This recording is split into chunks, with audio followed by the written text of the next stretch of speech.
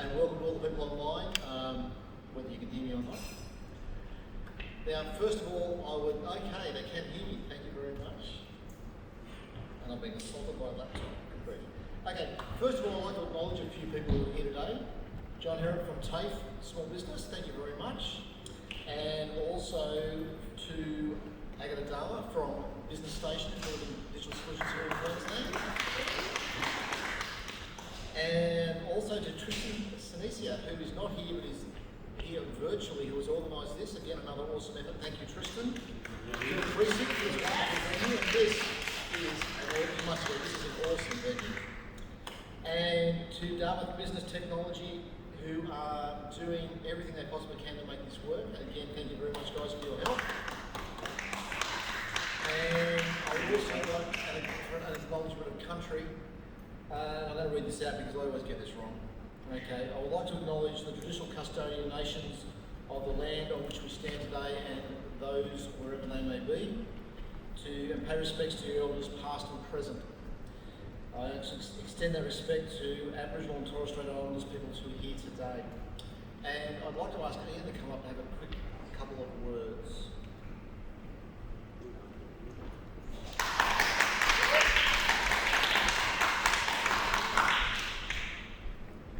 Firstly, can you all hear me? Yes. Yeah, beauty. Welcome to Expressway. This is a whole new expressway because you don't have me standing out the front here and doing the organisation for a change. That's a good and a bad thing. Look, the Advanced Queensland is heading in different directions. Its resources are also limited. I've got challenges that I think have the opportunity to make big difference to Queensland. I've got to devote my time to that. And after 10 years and over 4,000 attendances at these Expressway meetings, it is, I won't say a pleasure, but certainly with confidence that I have passed the reins over to the new partners in the program, which is Business Station. Agatha, thank you very much, and Tristan, wherever he is, I'm sure he's in West Australia there somewhere, and to TAFE Small Business Solutions, and they will be carrying this forward. As it has in the past, we have a different world than when we were here in the physical before, where we would have maybe 50 or 60 people turn up physically at meetings. Now we have the bulk of people online in Zoom land. And what's really good about that is that we've got people from all around the state who are here today. In fact, I think we've got people from interstate as well. Queensland businesses working wherever they're working who have managed to connect in to this event. So we certainly want you as the union members, because this is your organisation, this is a meet-up group, a network group. You own it. We want you to bring along other people who are in business, who are innovators, who are the future of Queensland, and get them working together for the state of Queensland. Through that, that's not my favourite. Through that, of course, the best people to help people in business is always people in business, not governments.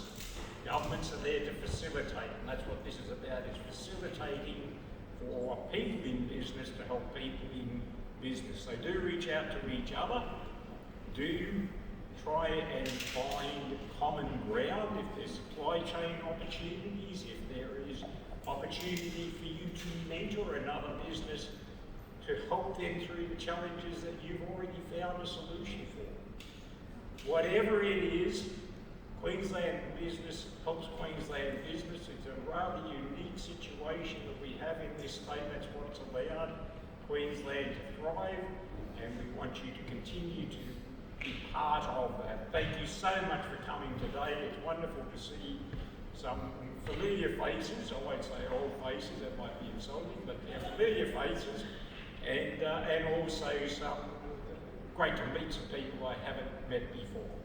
So with that, I officially hand this over to Business Station and TAFE Small Business Solutions to take it to the next phase. Thank you.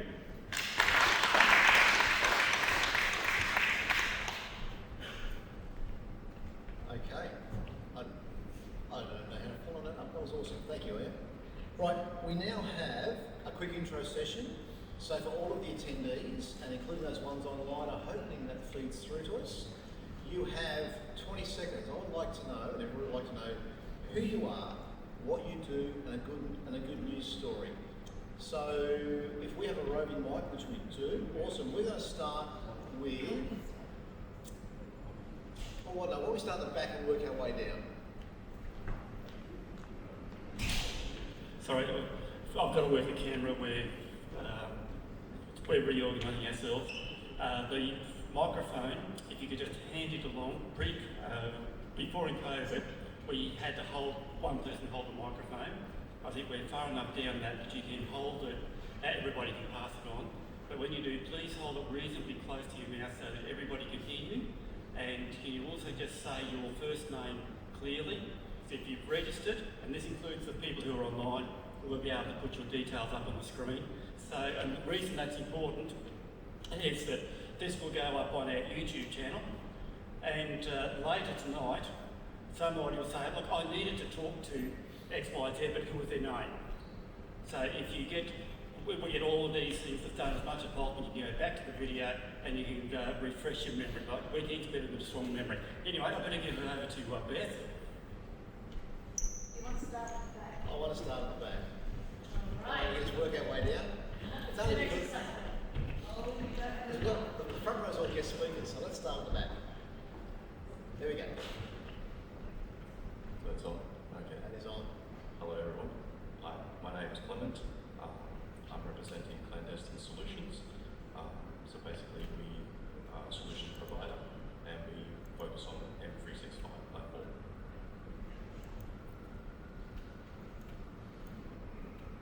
Yeah, hi everybody. My name was Stephen Yeh, but now it's Stephen Ray. Changed it last month, which is a real headache.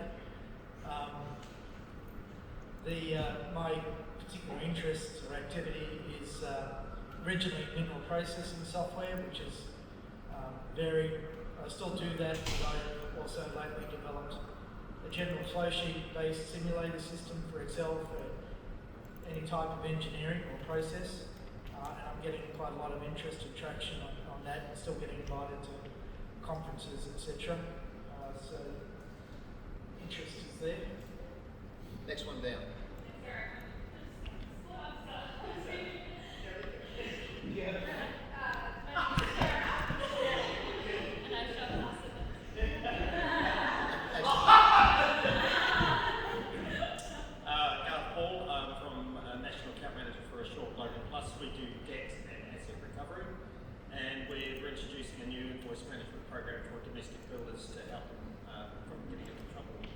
Pre-contract.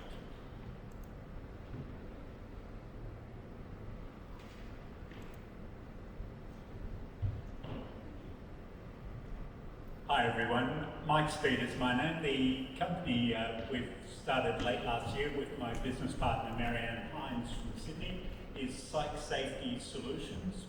And the aim is to equip leaders, business leaders and their teams to create more productive and engaged environments in their workplaces, whether they're virtual workplaces or on the ground there. And you did ask about a good news story.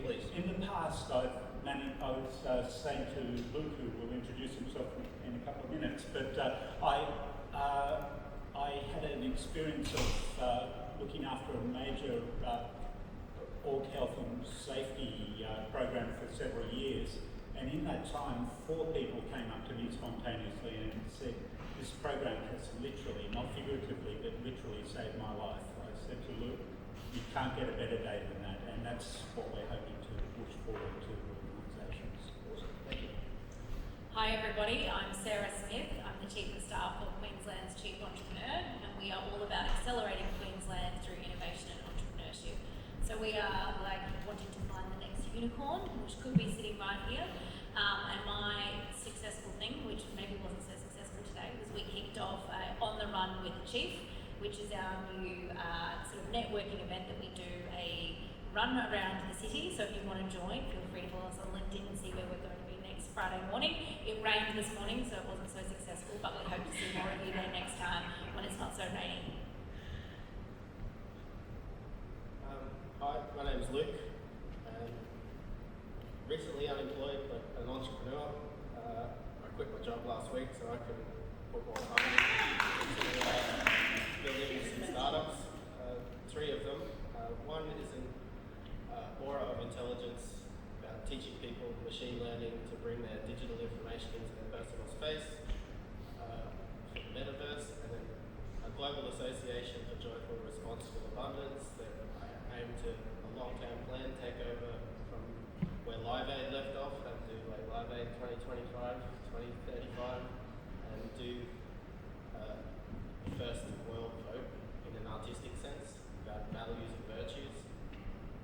And then 500 Queens Venture Capital is a concept I came up with that needs partnership with industry and investors. I'd like it to be based in 500 Queen Street, start up 500 female-led companies over 5 years, or half that and do it over 10 years, leading up to the Olympics, at 50 a year.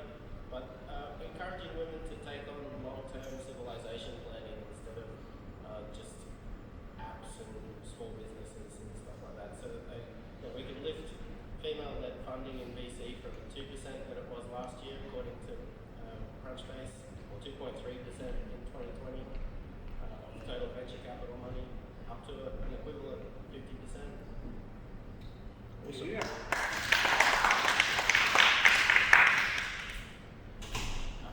Good afternoon. I'm Wayne Radford, and basically I'm here representing a company a business that's been 3 years in the making.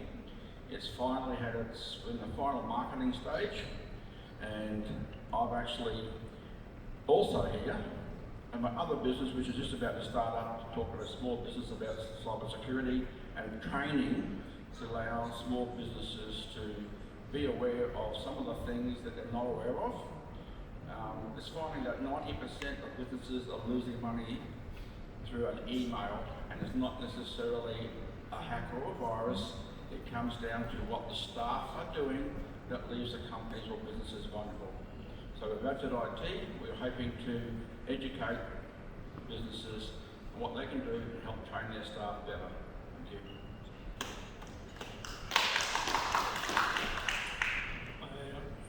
My name's John Sheridan. I work for a company called Digital Business Insights. COVID and China have been really good for us over the last couple of years. Austrade approached us to create a platform to connect Australian food and beverage manufacturers with buyers in Japan, which we've now done for 2 or 3 years. That's involved all the states across Australia. Been very successful because people can't travel or couldn't travel. As a result of that, the state governments then requested their own individual pages. That's rolled on now for us, creating a platform that includes 52 regions across Australia. So we've now connected with NBN, and they are interested in 3 particular states this year. We've got connection with CSIRO, connection with venture capital companies across Australia, sustainability, and of course export. So we're bringing all that together in one platform, and I'll probably have more to talk about it in about a month's time, but we're in the process of talking to New South Wales government, Victorian government, and primarily because of their interest in looking after their non-city regions. Thanks. Do we have access to our Zoom participants? We certainly do. Awesome. That's right. Thank you. Hey guys, my name is Agatha and welcome. Number 1, Ian, thank you so much. I mean, you've done an amazing job, and you know, we can only be so proud and so honored to be carrying on the torch. Right? So hopefully we can have more stakeholders, hopefully we can really get Expressway to everywhere regionally in Queensland, and that's, you know, looking into forward thinking, and we really want to support every entrepreneurs in innovation on that. And that's why we got Sharon Hunneybell. I think Kelby didn't mention, but Sharon Hunneybell is one of the biggest player in Gold Coast, so we're very proud to be working with Sharon with so many different things, but one of them is also one of our advisor in digital solutions. Now, my name is Agatha. I just want to talk a little bit about Business Station. For some of you who doesn't know Business Station, we're very committed to help every small business, startup, entrepreneurs in terms of how can we be there for you in growth, right? And one of our major program we're running is digital solutions. With digital solutions, where the Commonwealth government decided to put funding for us to be able to help all of you. It's a 7-hour package. It is 3 hours mentorship one-on-one, and you'll see Kelby is one of my advisors, Tristan is one of them, and of course Sharon, and we got 100 more. So there's many of us there, and all of them with different expertise. So if you need something, we will have someone to be able to help you. On top of that, however, we also love collaboration. Okay, you just mentioned about activating women, 500 women. We just won the Telstra Business Awards for accelerating women in Western Australia. Can we talk? How can we work together, being able to support you and whatever your vision is for women, because we got grassroots women and innovation accelerating women. So, pardon? There you go, exactly. But essentially, I love the fact that we're building this ecosystem for us, because I think Sharon was there this morning. In 2030, we want Australia to be the leader in digital economy, and this is 2022, we are behind. It's 8 years to go, guys, come on, ramp it up, and all of us working together. And that's it for me, thanks.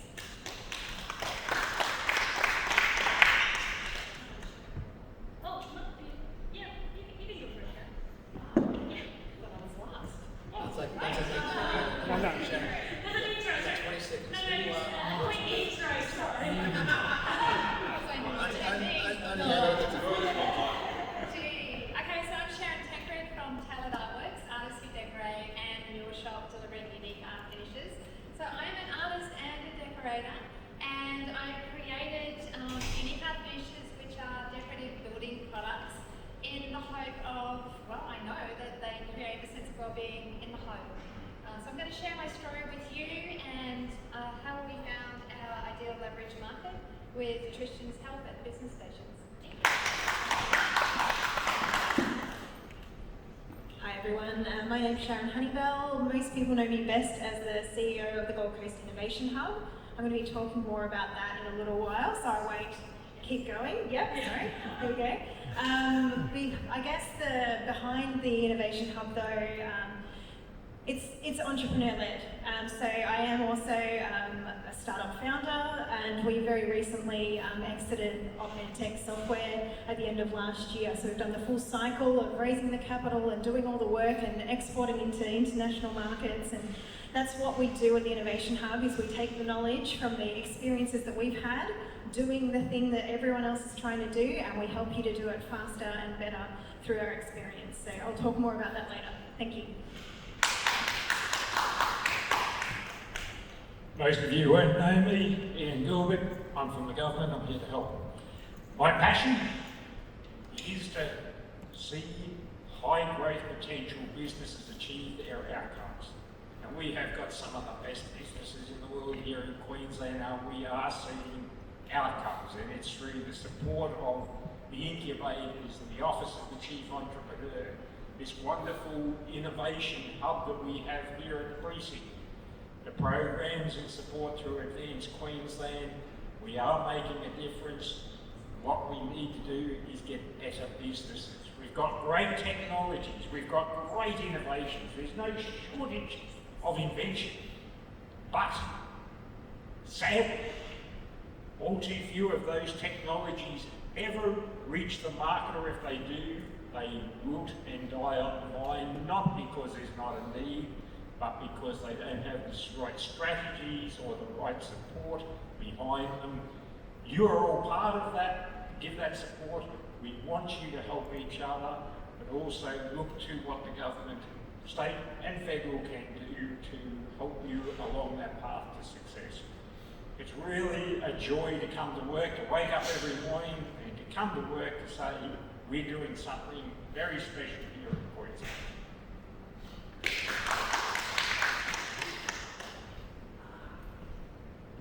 Lucky last, eh? No. No, second last. Oh, okay. My name is John Hebrand. I head up the commercial sales and small business solutions at TAFE Queensland. TAFE Queensland Commission. Come here, so the camera's yeah, exactly. You're showing your better side. Hang on now. Yeah.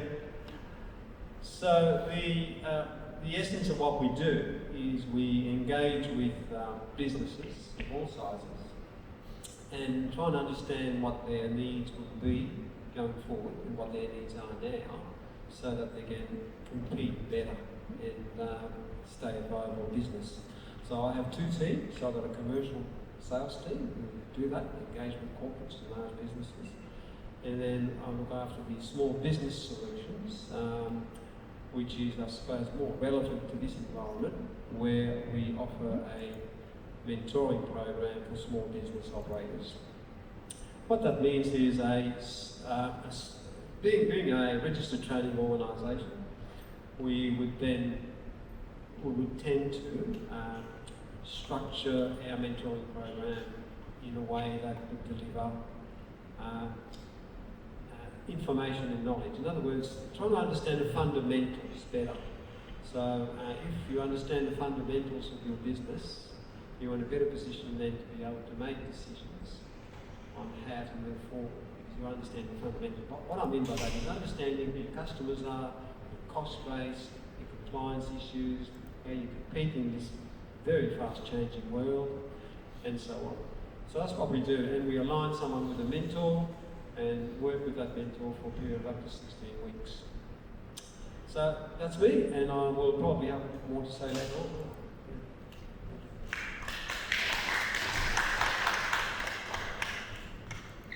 Well, I'm going to do the upfront bit today. Normally it's Daryl. I'm Beth, that's Daryl, and we are Beth, Business Technology and Communications.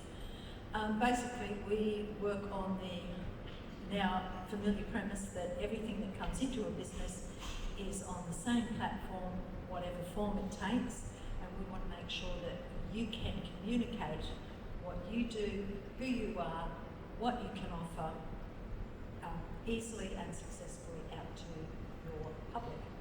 So that's us in a nutshell, and we are going to hand over to the Zen people.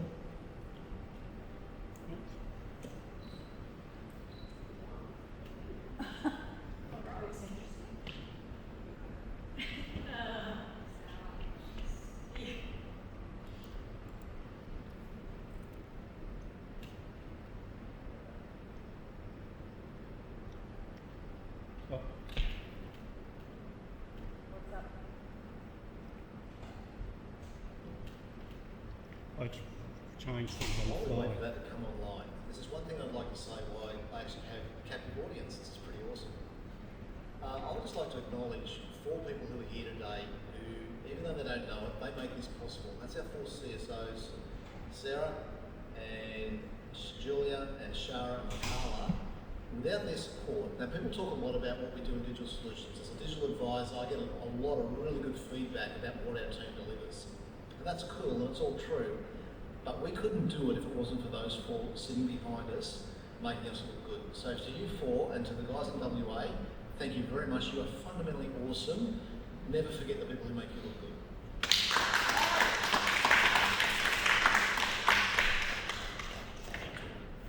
Keep talking.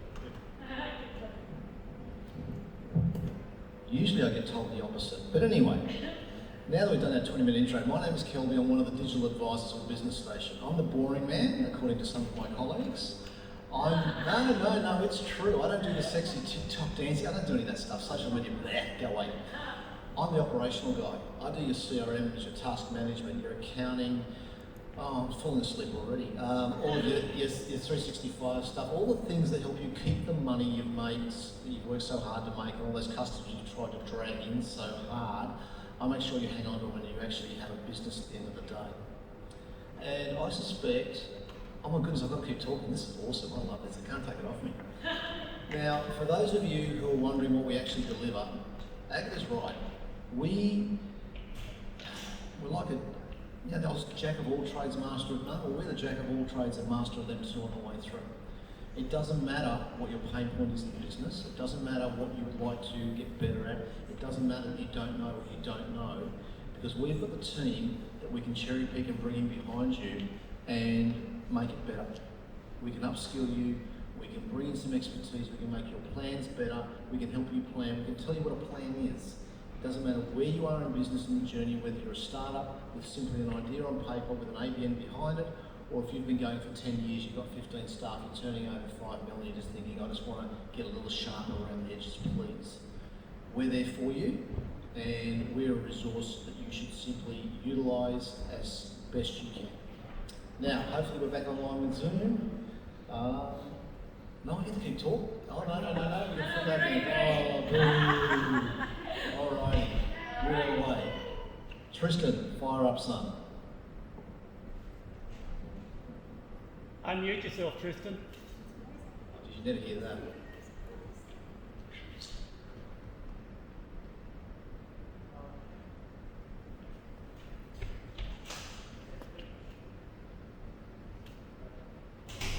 I can hear you, Tristan. Yeah, the guys there can hear me, but the guys... Yeah, we can. Yeah. Oh, you can hear me? Yes. You can hear me, okay. So is this the 20-second introduction or the presentation itself? Well, actually, we have 1 minute until your presentation, so perhaps we should just launch straight into that. No, 20 seconds. Okay, you have 20 seconds to introduce yourself. Okay, no worries. So my name is Tristan Senycia, and as you might be aware, I work alongside Agatha and Kelby and the customer service team that's also at the Precinct, and I'm one of the advisors. My focus is on the more high-level strategy kind of challenges that inevitably come up in the go-to-market process of taking a small business or a startup into the market and then starting to get that early traction and positioning themselves for scale. So you'll hear a lot more from me because I'm the first presenter, and so yeah, we'll just have to wait another couple of minutes and we'll jump straight in. Thanks very much. Just introduce the other people online if you can. Yes. Sorry? Can you ask Tristan to introduce everyone online? Trent, can you introduce the ones online, please? Tristan. No, we lost it now. Shall I go next? Yep. Should I go next? Go ahead. Yeah. Oh, hi everyone. I'm Jackie Jones. I'm the founder and CEO of The Way We Do. Really great to see you all online. I have been on the other side in the audience as well. So Way We Do is a software as a service platform, and it's built upon business process management principles, and it helps organisations to systematise their business and implement management systems such as quality management and information security management to protect and grow their businesses. A good news story for Way We Do is that we've recently signed a new Way We Do consulting partner who is using our platform to build their business upon. So lovely to meet you all.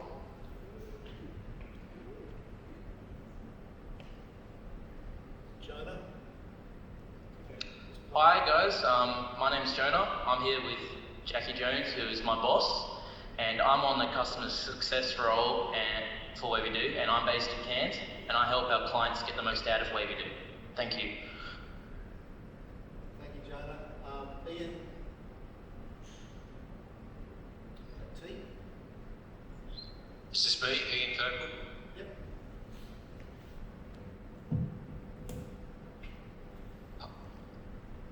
Hi, my name's Ian Kirkwood, and for many years now I've been an academic in Brisbane, and I've just recently got out on my own to do consulting work, training, helping, whatever.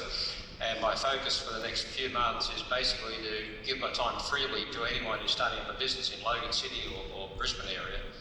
And my focus is really on entrepreneurship and value creation in any business. I've done research in a lot of businesses and so on, and the one thing I've seen that's alarming is that the number of small businesses, actually Australia-wide, is declining, but the number of small, like micro, really small businesses and self-employment is growing. And I would like to see more and more small businesses growing, staying in business, and growing into becoming larger businesses. So if I can help anyone, I can. I'm willing to do so. Thank you, That's Ian. it. Thank you. Karen? Yeah, hi, it's Sharron Tancred. I'm the commercial director of a company called Real Serious Games, and we're XR content creators and deployment specialists. And I'm fairly new to the group, so I think this is my maybe second time in one of your sessions, and I think for me today I'm really just kind of listen, learn, but and wanting to connect networks. I also do wear another hat, which is CEO of the Queensland XR Hub that is based at the Precinct, so very much engaged with activating an XR ecosystem and assisting startups, so very passionate about that area as well. Thank you, Karen. Michael?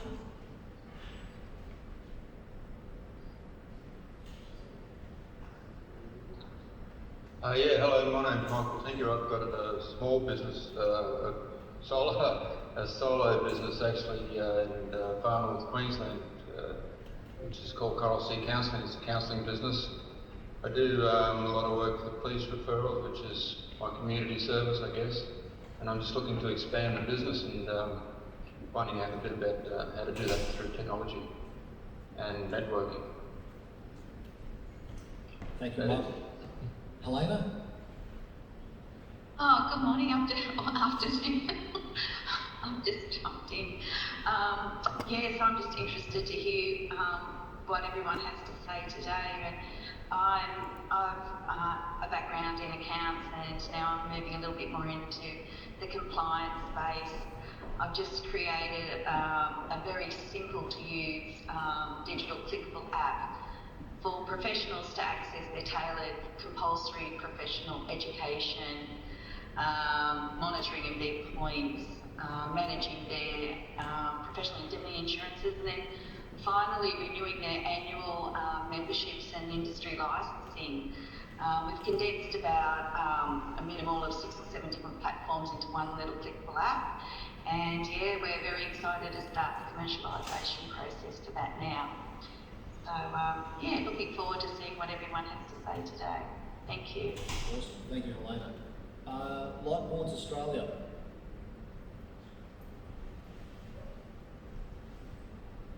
Good afternoon, everyone. Stuart Jones from Lightboards Australia. We bring the virtual world and the digital world together, and we do that through using a piece of glass which flips the writing, so I haven't just magically been able to write backwards. The technology that we've got flips the writing. We've found that these have become very popular in schools, colleges and universities. That's been our primary audience so far and our target market, but we've also found that there's been businesses that have benefited from them as well. What I'm looking for really today is to listen, to find out what's going on in the ecosystem and learn and see what the opportunities are that can come forward from that. It's also good to see a few familiar faces. Thank you. Thank you. Noel? Hello, Noel. Okay, Elena. Elena. Oh, I've given my little speech. Elena Laganesi. Oh, Elena.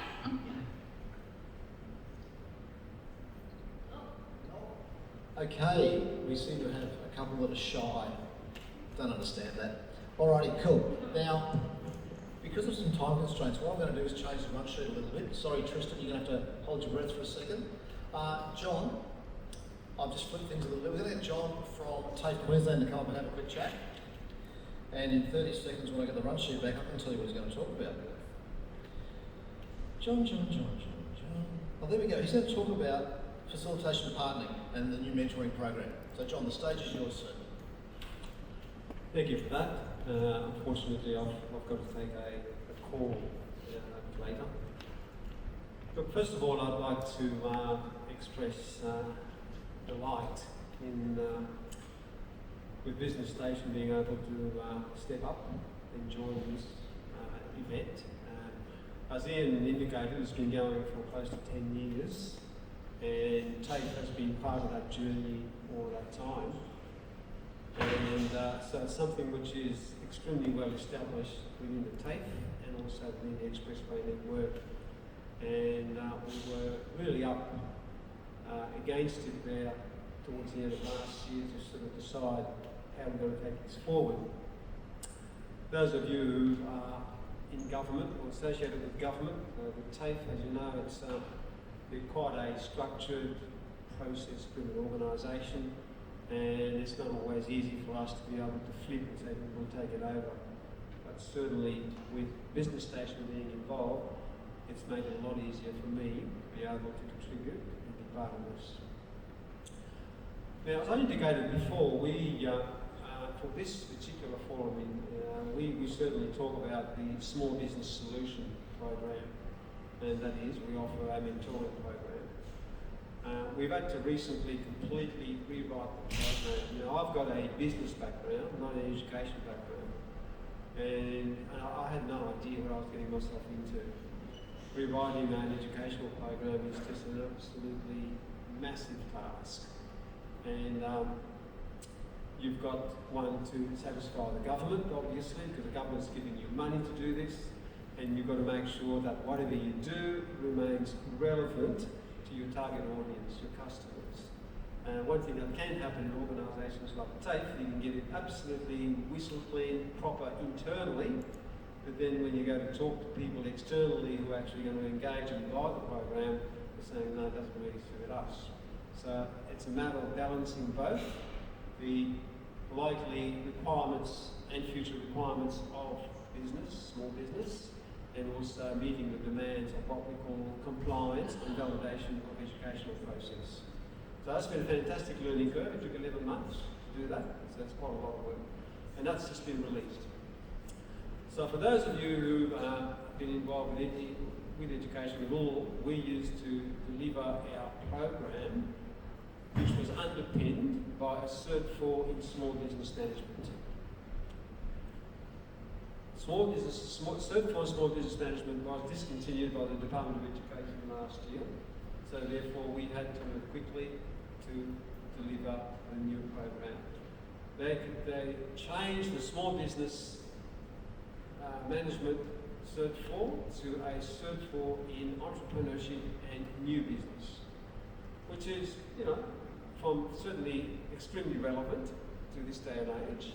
We are talking about entrepreneurs, and we are talking about new business in the sense that you need to be constantly refreshing your ideas and your skills and your business, depending on the industry that you're in. I think in just about every industry these days, to remain relevant and to compete in the landscape. And that's what this is all about. So this new program not only talks about entrepreneurship in the sense that what sort of mindset do you need to have? Not everybody can be an entrepreneur. Not everybody should be behaving like an entrepreneur. You may have heard the story of Richard Branson when he owed $100 million to the bank. He said, look, I haven't got a problem. The bank's got a problem. Now, that's the mindset that he has. Now, I'm afraid I couldn't handle that, and I have you can handle simply dismissing it so easily. So, being an entrepreneur, a true entrepreneur in itself, is very much about an attitude, about a mindset, about a determination, and quite frankly, about how gutsy you are. So we talk about that in a lot of detail, so people don't get confused, because people get excited when they go to motivational shows and motivational presenters about becoming an entrepreneur. You can do it, man, no worries at all. Get up and do it, yeah, all go, blah, blah, blah, lollipop stuff. But then a lot of them sadly hit the brick wall and get seriously damaged. So we've spent quite a bit of our program talking about that. And then we talk about obviously the current issues of cyber security, of having a digital marketing plan, and how you need to manage and maintain that. It's not a one-off, you just do it and put it away and hope for the best. You need to understand, as I said before, the fundamentals on how this is made up. And you need to understand how you can keep with it and manage it, and understand the movements and the moods and the energies of your market, your customers and your business. So we talk about all that, which is very different to what we used to teach in the old Cert for Small Business Management, where we used to teach you how to read your P&L. We still do that. Understand your balance sheet, understand your cost, understand basic marketing. We do all of that, but more targeted towards the relevance of today's world. So it's really exciting, really, really exciting. And this is carried through for over a period of 16 weeks. And those of you who know Margaret Aspen, she's one of my highly esteemed mentors. So you spend 16 weeks with someone like Margaret Aspen, and you come out a very well-informed, educated, knowledgeable, confident person. And that's what we're about. So being an RTO, Registered Training Organisation, we tend to focus on the qualification.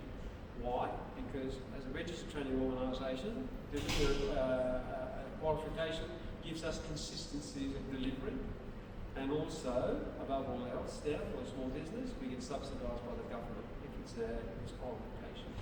Otherwise, we'd have to be charging a lot more than what we charge. So it's very exciting, and I'm very much looking forward to being part of this journey with the Business Station and meeting with you guys, and hopefully being able to help you in your journey and your businesses. One thing that we do as well, just to finish off, if you have employees, for example, as a small business owner, quite often it's extremely hard, if not even impossible, to get away and leave the business. If you have an employee who's got some reasonable basic skills and good approaches to your business, you can put them on this program. And maybe as a reward for good performance, or perhaps for someone who you can trust, so that you can have a weekend off or a couple of weeks off. And you can put them on this program where they can learn and understand business, the fundamentals of business, and be a far, far better employee for you. Okay? Over to you. Thank you. Thank you, John. Our next speaker will be Tristan, Senycia, who is one of our advisors here at Business Station. And I'm going to read this out because there's no way I can remember all this. Tristan is going to provide a laundry list of essentially the different institutions in the Australian small business and startup ecosystem that he's interacted with, ones that he has leveraged their greatness through co-creation, and how you can do the same. He'll also explain how partnering with powerful institutions like this strengthens the core of your business model. So across to Tristan.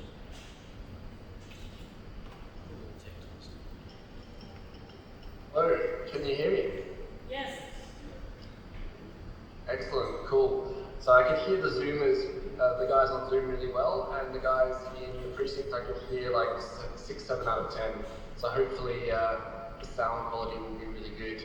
So excellent, cool. So I might just jump straight in, and so I guess I was the one that came up with the title and the kind of theme for Expressway this month, which is like attracting institutional support for your small business or startup.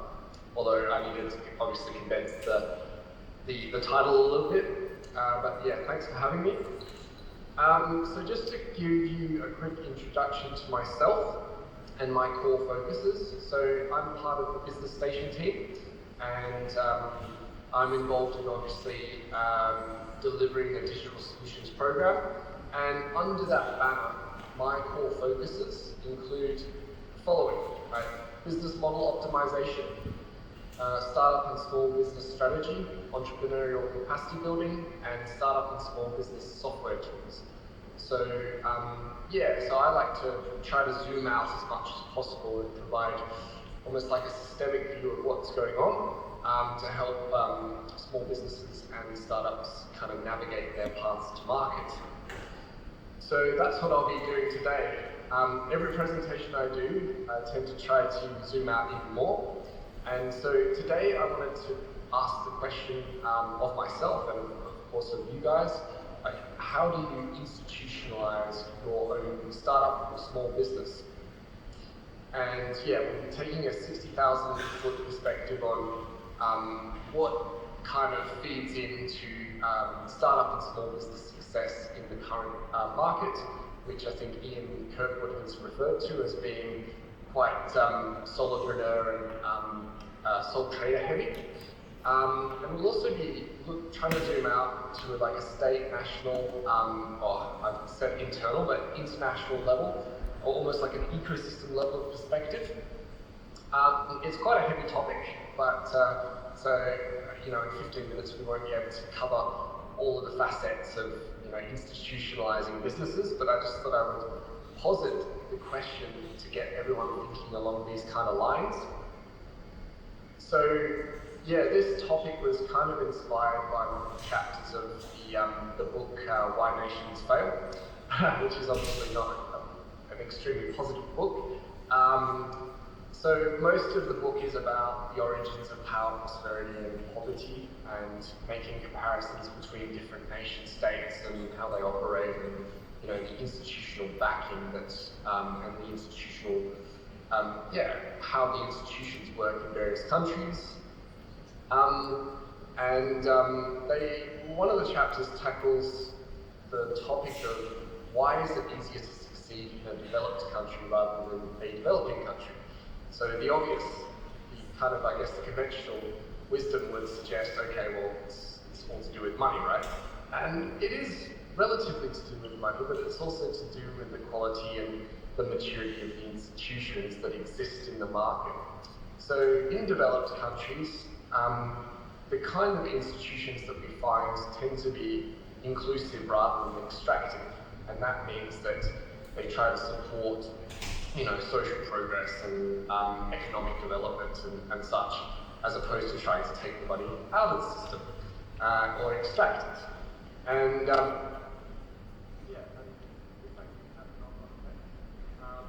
and so in this book, Why Nations Fail, they deconstruct why it's easier to build a business in the US versus Mexico. And a lot of it has to do with how mature the institutions support that part. And as part of this forum, many of us are from such. And that means that we're all better supported and there's less need for any sort of kind of corruptive influence. So I just thought we'd just take a look at the kind of institutions that we find in the Australian context, just to kind of broaden our perspective of the kind of institutions that we might be able to partner with moving forward. So my definition of an institution is any big / well-resourced organisation. Sorry, having some feedback. So the kind of headings that I like to organise different types of institutions into include the private sector, which is when we're trying to commercialise product or service. That's typically the first thing that comes to mind is like how do we sell into the enterprise market or the mid-market or the what I call established small and medium business market, with an emphasis on established, right? So it's an institution is not necessarily going to be a startup or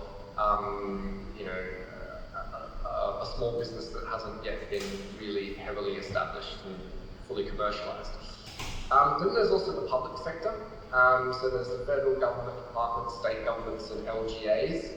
And then there's also this mysterious sector called the third sector, which is comprised of like not-for-profits, industry hubs, associations, organisations, chambers of commerce, a whole range of different kinds of organisations that kind of carry out activities that otherwise wouldn't occur. in a purely kind of capitalistic society.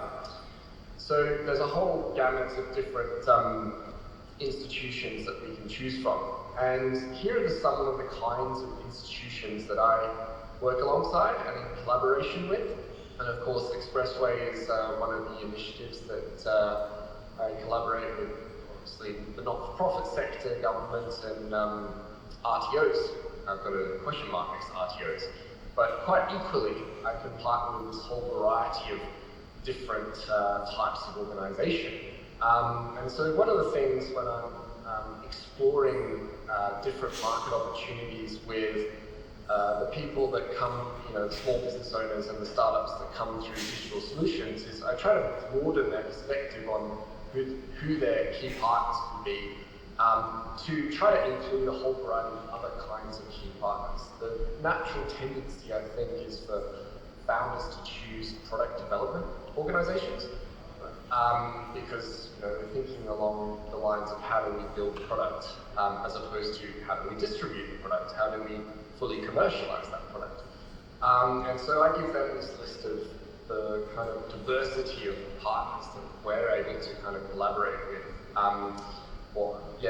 And I try to maintain my relationships with all of these concurrently, which is quite a bit of a challenge. And so one of the conversations that I'd like to have with founders as well is, what is the institutional context for your small business or startup? Like, where do you actually fit into the established market? And so typically what I find through my work is that a lot of small businesses and startups are they've got a great idea, but they're kind of a little bit drifting in space.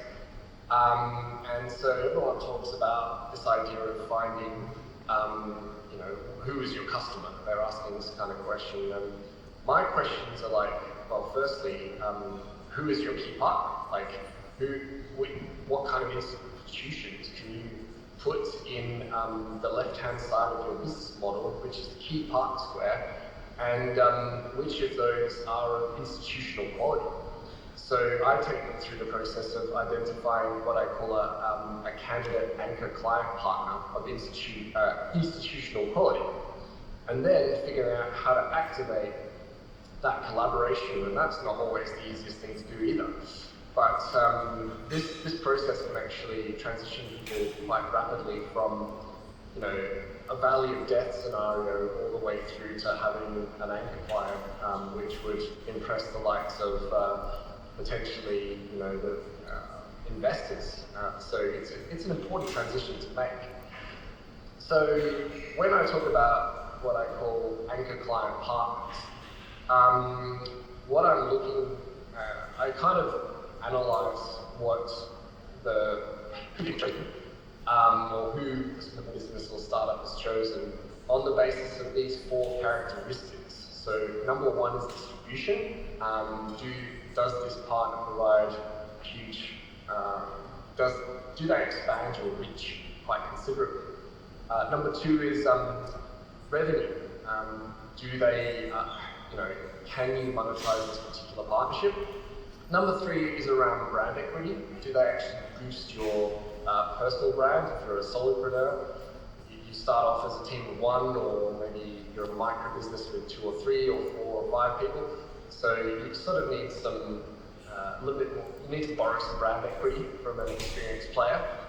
And then the third element that I look for is, can this partner actually help you fulfill the rest of the requirements of your product or service?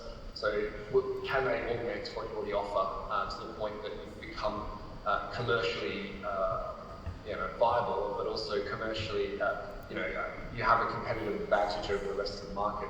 So that's what I look for. And I also talk about building turrets instead of the whole castle. So often when we meet with founders, they are in this, I guess the default or the conventional thought process is, I need to build the whole product, the whole enterprise suite from day one.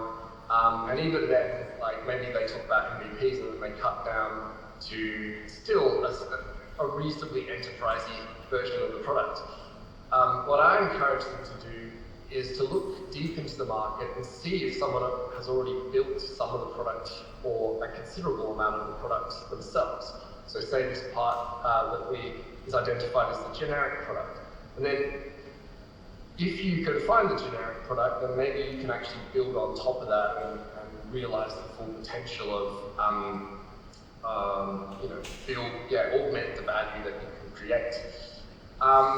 So instead of trying to reinvent the wheel or duplicate things, what we're trying to do is almost like recycle and reuse and kind of stack them together, value stack the propositions together. So how I applied the principles, so I was wanting to be an advisor. I've been wanting to be an advisor for quite some time, and I was trying to do it commercially, but it was quite difficult because small businesses and startups don't have huge amounts of cash, and the cash that they do want to, that they do have, they need to keep in reserve for critical activities. So my founding story actually involved joining the digital solutions team. So kind of finding a really sweet spot in the market, an institution that would support my growth and would help me actually become a lot more competitive and add a lot more value in the market. And then I started working as an advisor serving pretty much every type of small business. But then what I found was that there was a certain set of customer segments that I could really serve better. And then we sort of established this innovation or startups/strategies stream within digital solutions that kind of targets, hopefully the more advanced founders that are on their way to success anyway, and it's just about supporting them, providing that last mile of support. But I still work with the more, nascent founders. But I just find it's easier to kind of serve people that have at least been in entrepreneurship for 3 years. That's my kind of view. And then over the course of time, it kind of snowballed, and I got involved with more and more advanced partners and founders. And so I could give a whole laundry list of the benefits of working with anchor client partners, but we probably don't have time to cover all of those elements. But needless to say, before working within the context of an institution and after, it was like night and day. So obviously I joined the Business Station Digital Solutions team, and then that kind of opened up the entire market for us to collaborate with a whole variety of different institutions, and I've listed some of them here. There's probably about twice as many that I could list. So Innovation Collaboration Network, of course. One of the reasons why Sharon's been invited to speak today is that she's doing some amazing work, and we collaborate very closely. Angel Loop, Smart Precinct NQ, Advancing Champion Enterprises. So it's kind of like almost like the bowling pin approach. You knock over one, and then you kind of inadvertently knock over a fair portion of the market. And then, of course, Space across NWA. So we're helping with kind of balance our activities across Western Australia, Queensland, and the Northern Territory, and this is one way that we've been able to do that. So I kind of, one of the things that I like to, like a thought experiment, I like to kind of share with founders who are embarking on building a new product or service is, can we reverse the order, right? So the conventional, thinking is we need to build, then we need to partner, and then we need to scale. What would happen if we were able to reverse that order? Is it possible in our context and in our go-to-market scenario?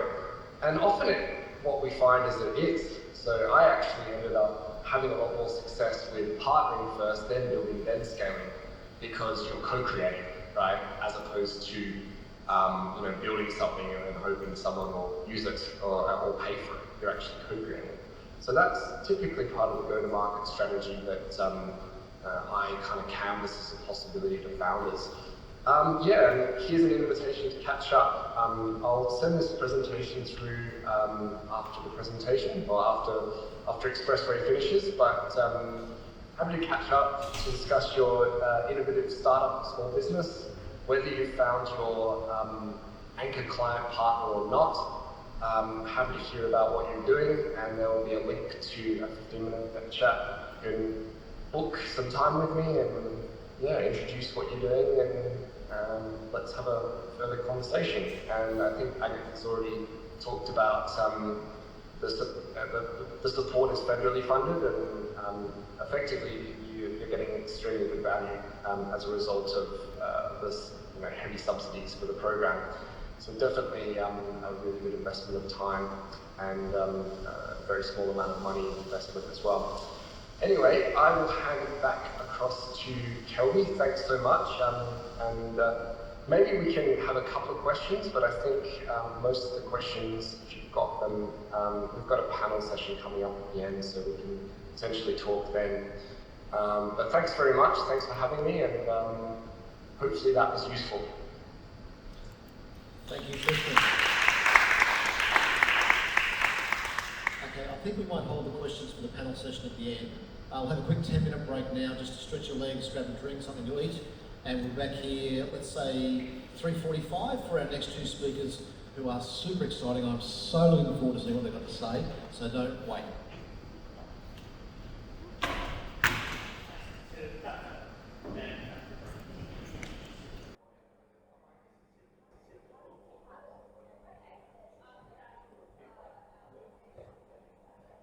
Ladies and gentlemen, we are back.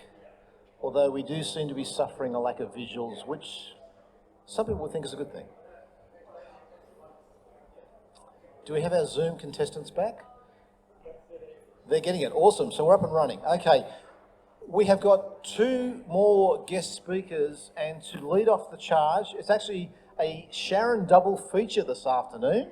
Although that is not my actual line, so I'll give credit where it's due to the marvellous Sharron Hunneybell. First up, we have Sharron Hunneybell. Now, it has been, please, yes, she is the CEO of the Gold Coast Innovation Hub. It has been my absolute privilege to work with her over the last 6 months. Today, she's going to speak about attracting institutional support for your startup or innovative small business. Now, please let me clarify something. When Sharon is talking about attracting institutional support, she is not talking about a nice, comfortable room with a funny jacket that buckles up at the back. Okay, so with no further ado, Sharron Hunneybell, the stage is yours.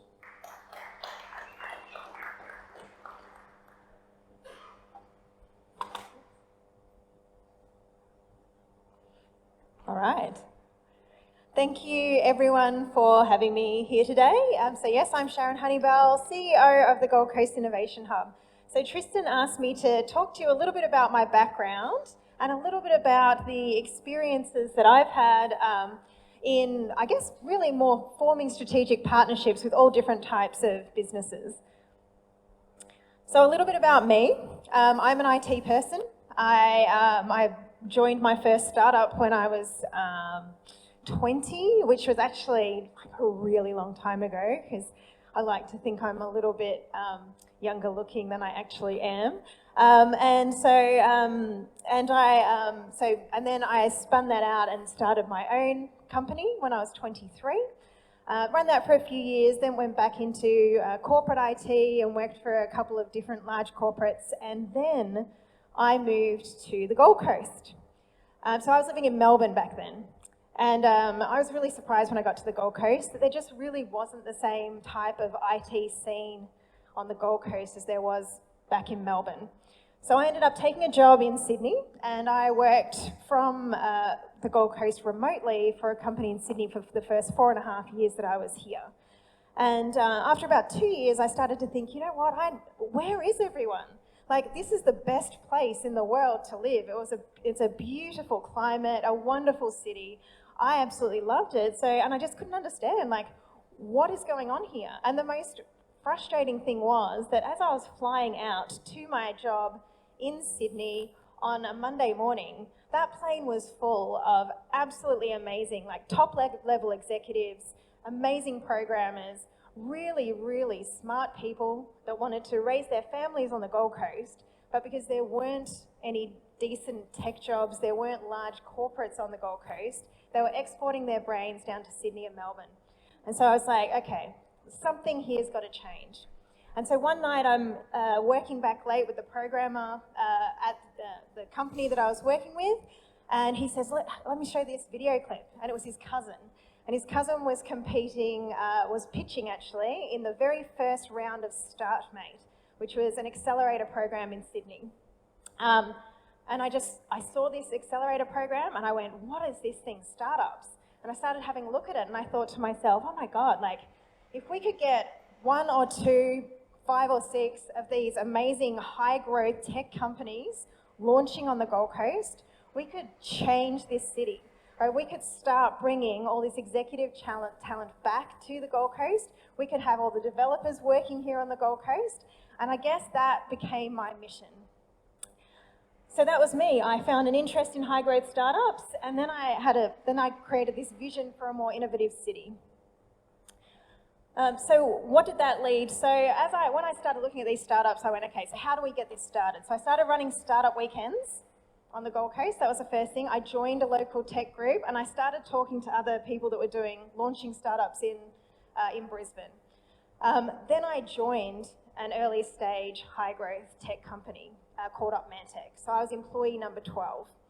And I came in, they had a free product that they were selling.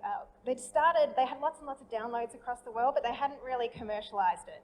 So my job was to come in and help them to find a commercial model and get people to start paying for this free piece of software. So we did that, and for the next couple of years I worked directly under the CEO and we created a financial model. We moved to a software as a service model, and I worked with them to set up our first offices in the US, in the UK and in Mexico City. Now, within those couple of years, we started selling that product into 130 countries worldwide. We were getting a download of our product every 6 minutes. So, as all that's happening, we started getting asked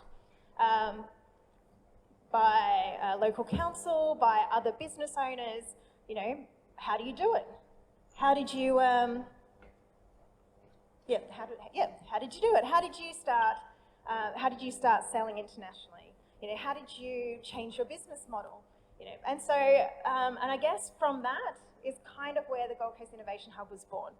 So we were already working with a lot of people. We were running startup weekends on the Gold Coast. We were kind of acting as a little bit of an advisory service within our own startup on the Gold Coast. And then the Queensland government announced they were going to have funding for innovation spaces in all the regions. And we went, okay, this is our opportunity. And I guess this is where the journey towards working with institutions really kind of takes place in the Innovation Hub sense. So we had to pull together to achieve the funding for the Innovation Hub. We had to come up with a collaborative action plan for our city. And to do that, we came up with these 3 big, hairy, audacious goals. Number 1 was to unify the startup ecosystem. So we wanted to find out what's already on the Gold Coast. Well, who are the businesses that are here? Who are the businesses that are here? Who are the support organisations that are here? What are the other institutions and things that are servicing? So, you know, universities, TAFEs, RTOs. Who else is contributing to startups and who can we work with? The second thing was to create, and this was a big one, we wanted to make the Gold Coast Innovation Hub one of the top 10 most innovative cities in the world. Now that's a big call, and obviously we're nowhere near it yet, but when you set big goals like that, then you start to create a very large vision that everyone knows they need to buy into. And finally, we wanted to be a force for good. So we wanted to make sure that the companies that are being built with in line, I guess, with things like the Sustainable Development Goals. We want to see great businesses that are going to grow fast, that are going to impact the Gold Coast not only financially, but also from a perspective of the whole of society. So then we started to look at, you know, what is the life cycle of a startup, right? And what is it? Well, what is this life cycle of a business? Now, all businesses kind of start the same. people come up with an idea. Hopefully they do a bit of market research around it. Sometimes people don't, but we highly recommend they do. They come up with a business model. They create some sort of a minimum version of their product, and they get some pilot customers. Now, we notice that there's this gap here. And this is one of the reasons why a lot of businesses were staying small. They didn't have the support beyond getting those first few customers to grow. They didn't know how to. They didn't know how to hire bigger sales teams. They didn't know how to attract investment. They didn't have anyone else around them that had done these things to be able to show them what to do. And so we realized that if we could plug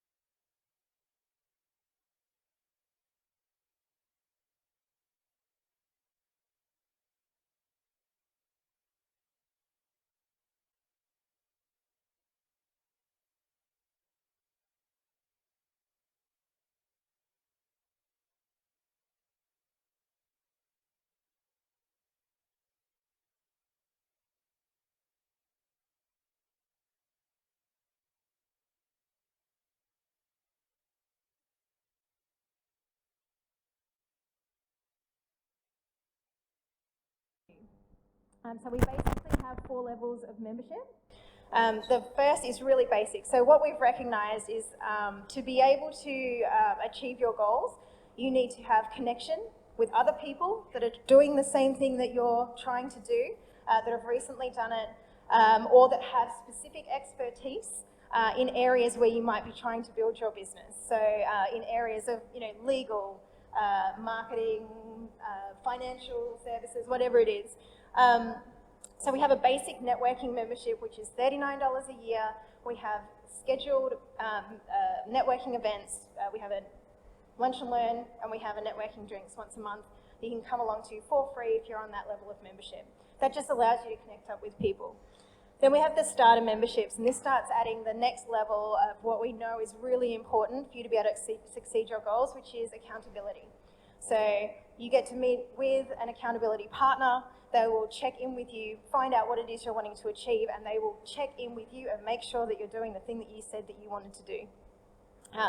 Then we move up to growth memberships. Now this is specifically for people that are ready to export internationally or to raise capital. And we have mentors that have got experience in both of those areas that will take you through a process to get you ready to export or to raise capital. And then finally we have an advisory level, which is really for more established businesses, where you will have a couple of advisors. It's around a specific project that you're wanting to achieve in your business in the next 6 or 12 months, and we will meet with you monthly. It's a minuted meeting. We'll hold you to account and make sure you get those things done to achieve that project. Now I've got Business Station down there. So Business Station are an awesome partner of ours. So we connected up about a year ago, and what I love about Business Station is, to me, it's the ultimate,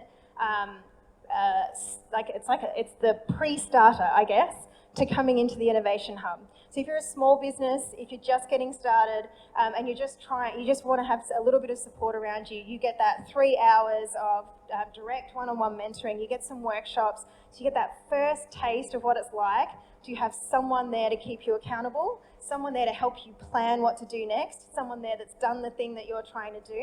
And then if you feel like you've achieved something out of that, and I would expect that you would, then you can obviously move into some of the other plans. these are the events that we have coming up in the next month. These are our regular events, so we run these every month. So we do the Lunch and Learn, which is we actually identify a gap, a knowledge gap in the community. If there's lots of people coming to us and saying, you know, I just don't understand how to do AdWords, we'll bring in an AdWords expert. So then we have, we work with the Gold Coast Angels. We have an angel investment night bi-monthly.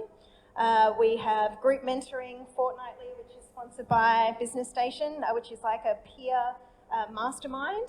We do networking drinks once a month. We have a done day once a month. You can come into the hub. We will we'll make sure you get through your to-do list with targeted sprints.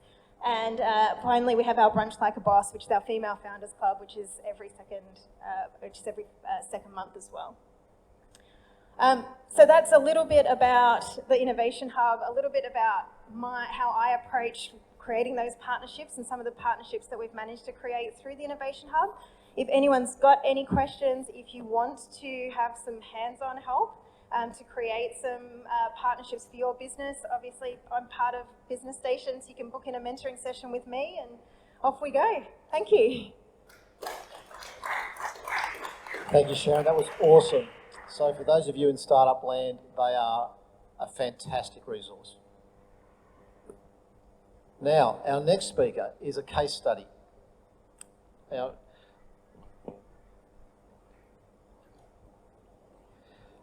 we have, I just want to get this right because we do have a couple of Sharons. We have Sharron Tancred. I just want to make sure I got that name right.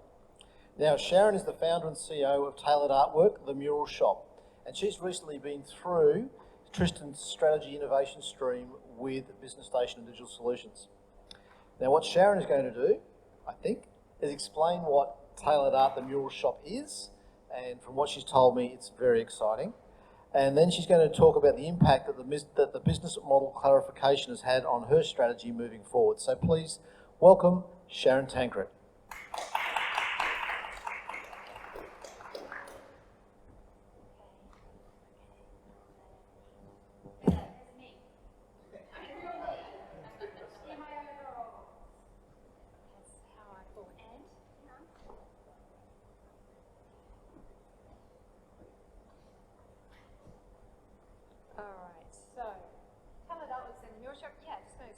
What both those are and my very exciting journey with Tristan. Okay. So, thank you. So Tailored Artworks began in 2006 producing private art commissions for residential, corporate and aged care clients, and today as artists who decorate, we design artworks and murals tailored to fix, enhance or inspire our interior decors. And primarily, most of our clients came from 20 Brisbane home shows, during which we expanded our products and services to be doing cosmetic home renovations for properties typically only 20 years old. Our clients chose us because they learned how art creates commanding focal points that facilitate both minimalist designs and meaning, which help them feel complete. Okay. And during the 20 Brisbane home shows, our clients requested products from us that we didn't yet have. And so in 2017, I decided to act and I began the process of creating the Mural shop. My vision was an e-commerce platform with both retail and trade pricing, offering my art made from everyday client art commissions, custom printed as tile, glass, metal, films and mosaic murals. And now we have 12 products for walls, doors, ceilings and pools, including our dementia-resident room door wraps for wayfinding and door disguises or diversions tailored to their visuospatial perception. And so why did I do that? Well, today we have a satisfaction frontier where people are struggling to stay in a state of feeling satisfied. Unhappiness is particularly evident in the home, where people struggle to stay feeling complete. And why is that? Well, let's step back in time to when we were cave people, shall we? Humanity separated from the beast when a cave dweller first drew on the wall above the fireplace, the ancient form of today's kitchen splashback. And suddenly the cave became a home because symbols create meaning and art creates soul and the expression of culture. After this, we built art in our environments throughout antiquity, right up to the Victorian, Nouveau, Art Deco, the Bauhaus, the 1970s, and suddenly we stopped the GFC in the 1980s. Back then, remembering the importance of art in architecture was, well, important, okay? In fact, the artfulness of those buildings, like this one here, has made them heritage listed. Therefore, building with art creates a low-waste design. However, today, we build play it safe, neutral and impersonal white boxes where art is the homeowner's responsibility. So much so that homeowners now feel the pain of not understanding what colour or its psychology. They feel disconnected from nature and complain of a lack of meaning in the environment. And why is that? It all begins with the interior designers for the spec home builders who have the task of personalising their clients' forever homes. And sadly, they're forced to leave decorating decisions up to their clients due to both a lack of limiting beliefs that art is personal and the market's lack of large format art finishes. All they have is pattern, textured and coloured cladding. And so, after 16 years as an artist who decorates, I have found that today's homeowners feel intimidated by art and decorating. Most do not know how to express themselves, their architecture or landscape in a holistically unified way to create their sense of well-being. And so they build and renovate, and then they decorate again and again to the tune of frustrating mistakes, wasted time, money, and worse, our Earth's resources. International interior design trend forecasters MC & Co Trend, following their 2021 Paris and Milan design show reports, have confirmed 6 new aspirations that have moved from emerging to enduring. Ordered, opulent, grounded, escape, nostalgic, and playful. An apparent reaction to 2 years of COVID lockdowns.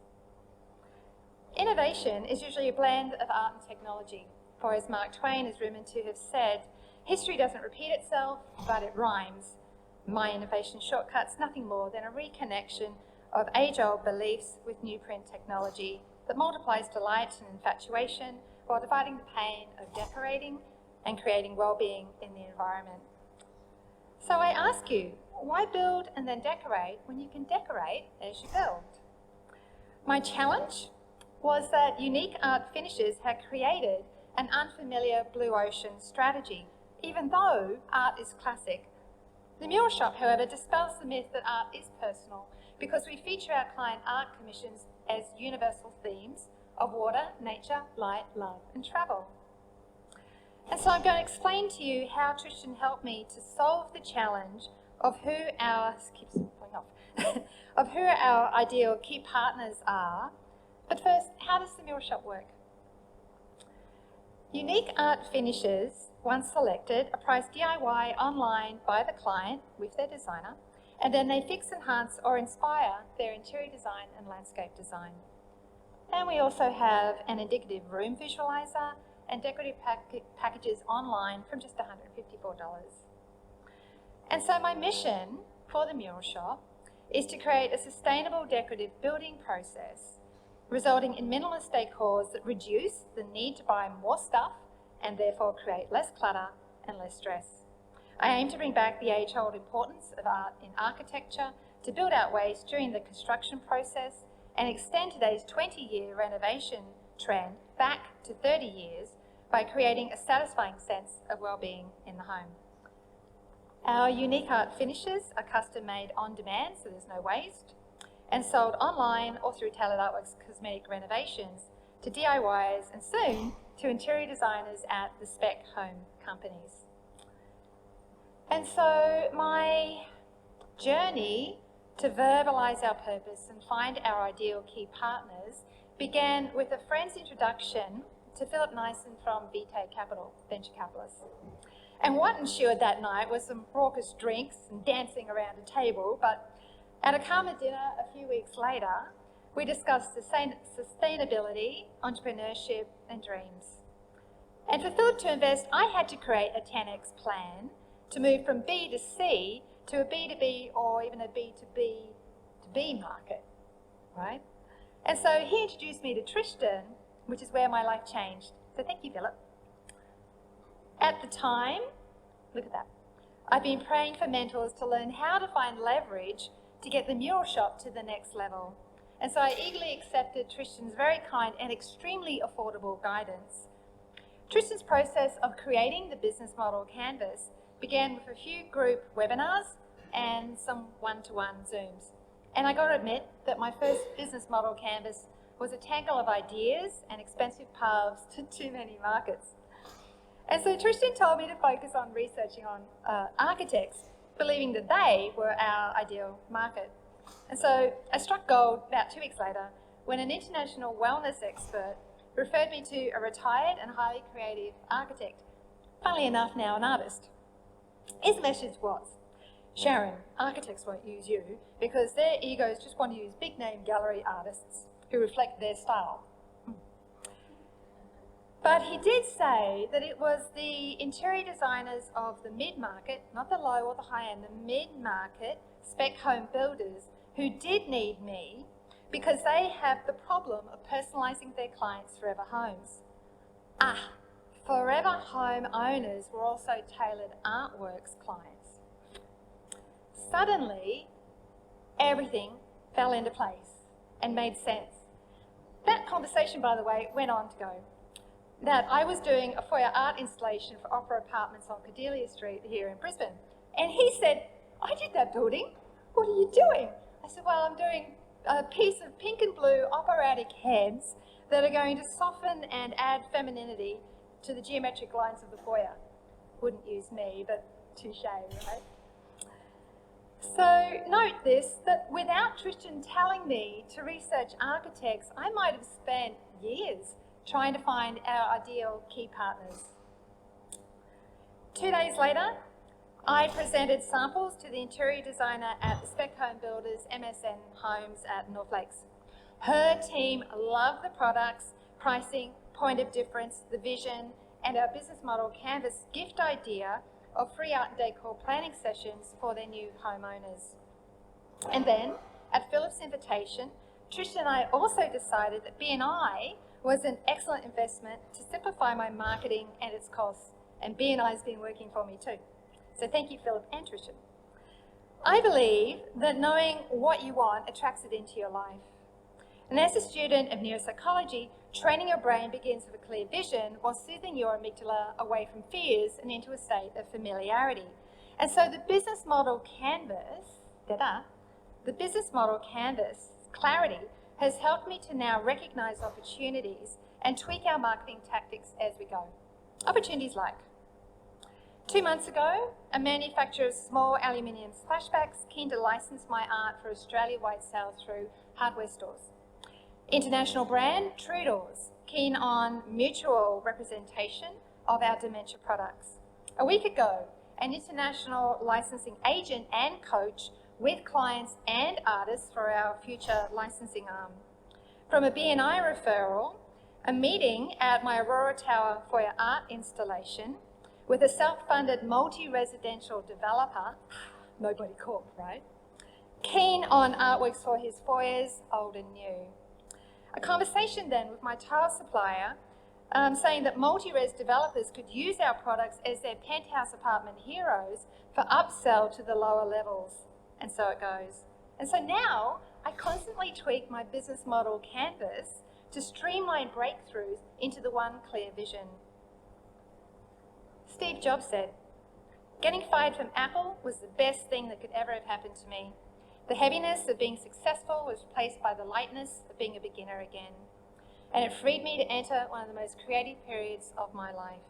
I believe that the same is true for DIYers, aged care, but especially for the interior designers at the Spec Home Builders. That art can give them a new boost of creativity. And lastly, a brain hack. Unique art finishes help people to express and then visualize their dream lifestyle, the familiarity of which will help attract that aspiration into their life. Da-da. And so yeah, if you are innovating, starting a new business, looking for clarity, I wholeheartedly recommend that you maybe have a chat with Philip Nyson from VT Capital and Tristan Senycia from Business Station and create your business model canvas.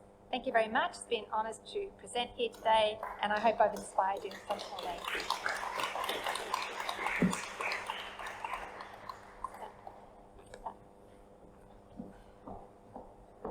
That was an awesome story.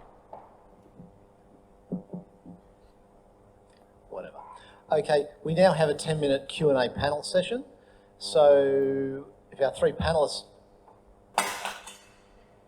I swear this lectern hates me. McCarlin, have you been?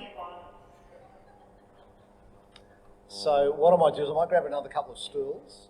McCarlin, could you just grab me 2 tall stools, please? I'm not saying you've been lecturing the lectern, but still. It's her revenge. Thank you. Just up the front there. And if our 3 guest speakers who are here now, and if we can get Tristan online as well, that'd be awesome.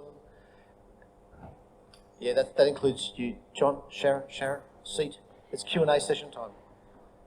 John, yeah, there's only one John. That's you. Awesome, there we go. Okay, so now we've got Q&A. So we have questions from the floor and obviously questions online. What I might do to do something, there we go, that's better. Awesome. So if our wonderful AV guys can feed us any questions online that are there right now. We've got nothing. Okay. Okay. Do we have any questions from the floor for our 4 guest speakers today? Hang on. Okay. I heard Sharon, so that narrows it down to 2. Sharon from Gold Coast Innovation Hub. I just wonder, are you a government-funded organization or are you a commercial organization? We're actually we're a private, not-for-profit organization. Okay. And so we've always tried to be completely government agnostic, industry agnostic. Our goal is just to support every founder in the best way that we can to grow. Thank you. Do we have any more questions? Bronwyn, here we go. Oh no, you can't have this one. I need this one.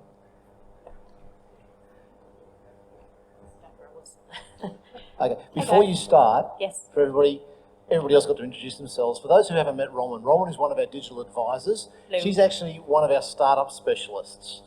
You need to speak to her. I don't know. I think I'm going to speak to Sharon after this. Question 4? Yes. My question is for Sharon. Which one? Sharon from StudioWorks, from the Mural shop. Thank you. Sharon, I'd like to know, I've spoken with a lot of startups and similar advice where it's like, this is probably your ideal market, go and meet some people, go and make some investigations. You obviously said there was some fortuitous meetings in there where you bumped into the right person, you were networking, you were actively asking, and then you were connected with the right people. I guess I'm wondering what advice you'd have for other people taking that approach, because I think I find a lot of startups are a little bit nervous to venture out and try and make those connections and make those inquiries to find like a B2B kind of supplier customer. So do you have any advice for people going about that process? Okay.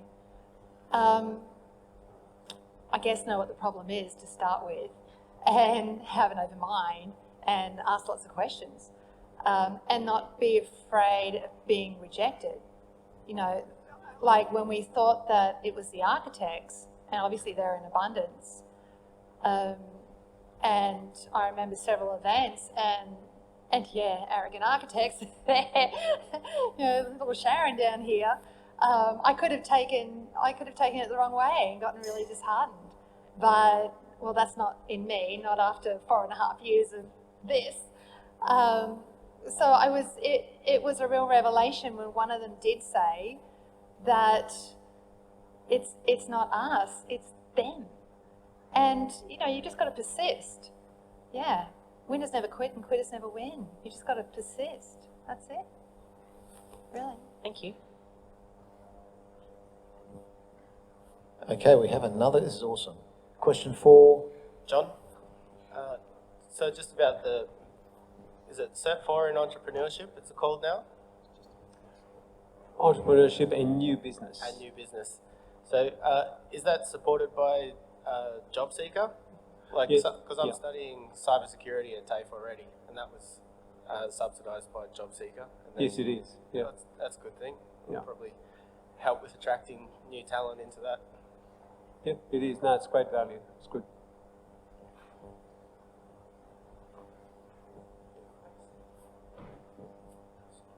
Do you have any more questions off the floor? Cool, I have a question, and it's for John as well. Around that Cert 4, if I was to enrol one of my staff members in that, what sort of time commitment are we looking at? Because that has an impact on the business. No, the good thing about this program is we fit in with your allocation of time. In other words, you don't need to turn up at campus between 1 and 4 and that sort of stuff. We can work with you after hours, before hours, or weekends. Totally flexible. Or we can also do a hybrid delivery. For example, we can do some face-to-face and some online with you. What's the maximum timeline? 16 weeks. Yep. Yep. Do we have any more questions? Someone online to Tristan, what's the URL?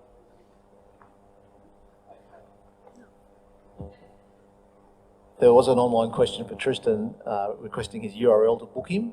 For those of you who are trying to track that down, it's simple enough to go to the Business Station website, find Tristan's profile, and like all of us, there's a little button saying, nail this person down for 15 minutes. Do we have any more questions? No more questions? Okay, that pretty much finishes it for today. I would like, please, thank our presenters. They have been awesome. Tristan also online from WA. And I'd also like to thank you all for attending today. Your contribution has been greatly appreciated. Also to Advance Queensland for this wonderful format. Thank you very much, Ian. And we really, hang on. Our IT guys, please, they have done so well today. Thank you very much. As I said before very quietly to somebody, to err is human, I'll just politely, to really make a mess of it takes a computer. Now, and also to all of you again for today, thank you very much. We look forward to seeing you at the next one, and have a safe trip home. Before you go, please help yourself to any food or drink that's lying around. I don't want to take it home. Please indulge, and we'll see you next time. Thank you very much.